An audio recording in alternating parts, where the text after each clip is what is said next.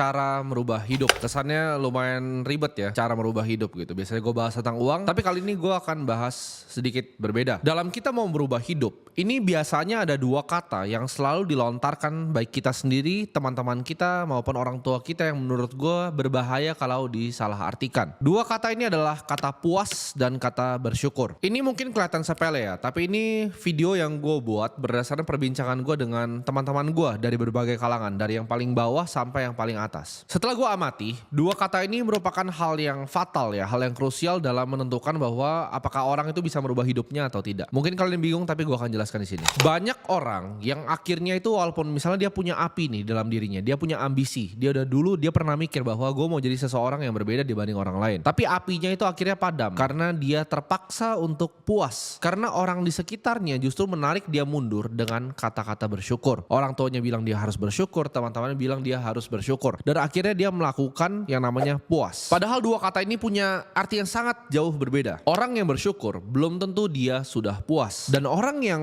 sudah puas belum tentu bisa bersyukur. Kepuasan itu adalah suatu kondisi di mana lo akhirnya dapetin hal yang lo mau. Contohnya misalnya waktu itu lo naik motor, lo mimpi untuk bisa naik Avanza, lo dapet Avanza, lu puas gitu kan. Nah tapi puas ini gak pernah ada habisnya karena lu pasti akan mau yang lebih, mau yang lebih, mau yang lebih terus. Sedangkan kondisi bersyukur itu adalah kondisi di mana lu udah bersyukur atas apa yang udah dikasih ke lu. Ini contoh ya, maksud gua gabungan antara kata puas dan bersyukur yang biasanya teman-teman kita atau bahkan orang tua kita sendiri lakukan. Misalnya kalian dulu naik motor, kalian bekerja keras ya, kalian punya mimpi, kalian ada apinya tadi, sampai di tahap kalian misalnya naik mobil Avanza. Ya ini bisa disamakan dengan gaji atau yang apa, tapi gue paling simple untuk jelasin ke kalian pakai mobil. Kalian udah naik Avanza nih, ya kan? Lalu kalian bermimpi lagi, oke. Gue next kayaknya pengen nih enak kalau misalnya ini gue gak naik Avanza lagi, gue mau kerja keras banget untuk gue bisa naik Alphard. Tapi gitu kalian cerita seperti itu ke teman-teman kalian yang mungkin levelnya itu sekarang di bawah kalian. Jadi mungkin gini, kalian tadinya naik motor rame-rame, sekarang kalian udah naik Avanza ya. Teman kalian misalnya masih naik motor atau bahkan belum bisa beli mobil, masih nge-grab. Sedangkan kalian punya mimpi, oke sekarang gue udah mulai lebih dapat duit nih, gue mau misalnya naik Alphard. Teman kalian tuh pasti akan bilang seperti ini, lu justru harus bersyukur bro, karena lu udah naik Avanza, kenapa harus Alphard? Kan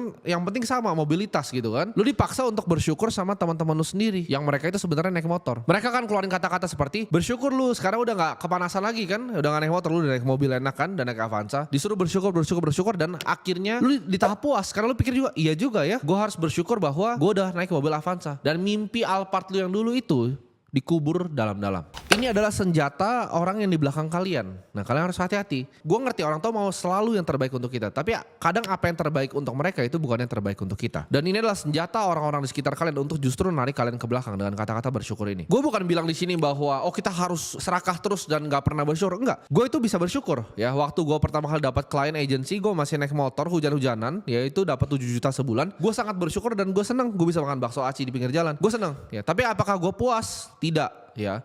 Ketika gue liat orang naik mobil, gue bilang oke, gue bisa nih beli mobil sendiri. Gue pengen untuk gak bisa hujan-hujanan gitu. Gue pernah sekali sampai sakit gue naik motor hujan-hujanan, gila gue keciprat gitu kan. Karena waktu itu gue mesti ketemu klien gue. Nah itu hal yang gue gak mau lakuin lagi di hidup gue. Dan dari situ walaupun gue bersyukur atas kondisinya, at least gue masih bisa makan, gue bisa dapat uang. Ada orang-orang lain yang gak dapat uang. Gue bersyukur tapi gue gak pernah puas. Nah ini berlaku juga sama di gaji. Misalnya contoh kalian punya gaji 7 juta gitu kan, di atas UMR sedikit. Lalu kalian cerita ke teman-teman kalian kalian bilang, lu bersyukur dong gaji lu 7 juta. Orang ada yang gajinya 2 juta aja bisa makan. Nah itu kan gak bener gitu. Bersyukur itu jangan dijadiin tameng ya. Apalagi kata-kata yang satu lagi yaitu sederhana. Nah orang banyak campur-campurin lagi nih antara tadi bersyukur dengan puas dan juga kata-kata sederhana ini. Orang banyak bilang, oh gue tuh sederhana gitu kan. Gue sederhana makanya gue naik misalnya mobil Avanza. Tapi kalau lu emang beneran mampu, kenapa lu gak beli aja gitu. Kalau misalnya setiap kali gue paling gatel kalau gue tuh dengar misalnya orang ngomong gini di sosial media. Oh gue tuh sebenarnya mampu tapi gue cuma beli aja Avanza. Kalau duit lu 200 miliar terus lu beli McLaren 9 miliar emang ada artinya buat lu. Itu kan sama kayak lu punya duit 5 miliar beli Avanza kan. Berarti kalau lu memang belum punya mobilnya, lu yang memang kagak mampu gitu. Bukan lu bilang oh duitnya ada tapi gak dipakai untuk beli mobil.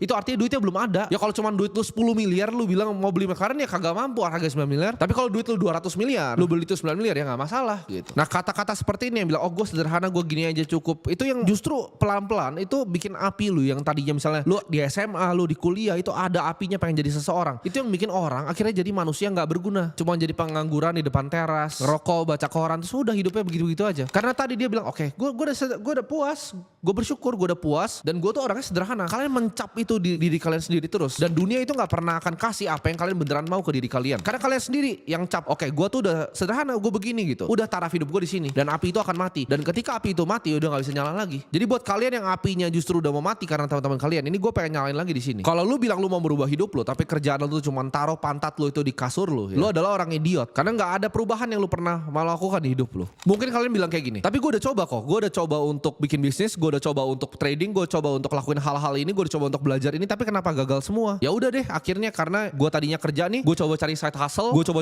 tapi gagal semua. Ya udah, jadi gue bersyukur kok dengan apa yang gue udah kasih, dengan gaji UMR gue ini gue bersyukur. Itu lo orang idiot, gue bilang sekali lagi, ya. Kalian mungkin bisa ngomong gue orang yang sombong ya, sombong, arogan, terserah kalian. Tapi gue orang yang gak pernah nyerah. Gue bukan quitter. Lu bisa ngomongin gue apapun kecuali gue quitter. Begitu gue taruh otak gue di suatu hal, gue make sure seumur hidup gue gak akan pernah menyerah sampai gue bisa mendapatkan hal itu. Tapi susah kok ini trading gini, tapi susah, gak ngerti ini apaan, gak ngerti ini itu. Bisnisnya susah, gue ditipu. Ya memang susah, semua di hidup ini memang susah. Terserah lu mau jadi orang yang mana. Kalau memang gampang ya semua orang juga bisa kali. Di saat kalian punya titik ketakutan ya untuk melompat, itu justru saatnya kalian berani untuk melompat. Ini gue kasih tahu rahasianya ya. Ini terkesan simpel, tapi di saat kalian mau melakukan suatu hal nih, kalian mau melakukan perubahan, kalian ngerasain ketakutan yang luar biasa, itu justru titik kalian harus melompat ya. Begitu kalian paling takut, itu titik kalian harus melompat. Kenapa? Kalau kalian nggak melompat, di saat kalian paling punya titik ketakutan itu, apakah bisa ini, apakah bisa itu, nanti gimana ini, lompat aja. Karena fortune favors the bold. Kalian bilang orang ini hoki.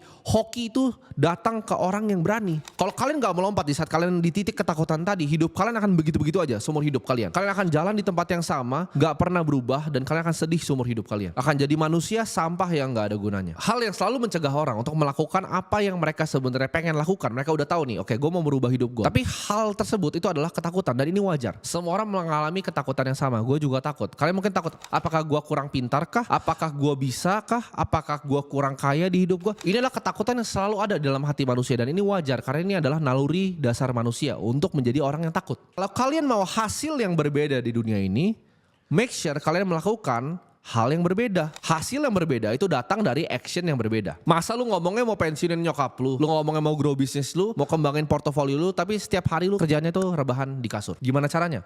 Ya, mau hasil berbeda tapi kelakuannya sama nih.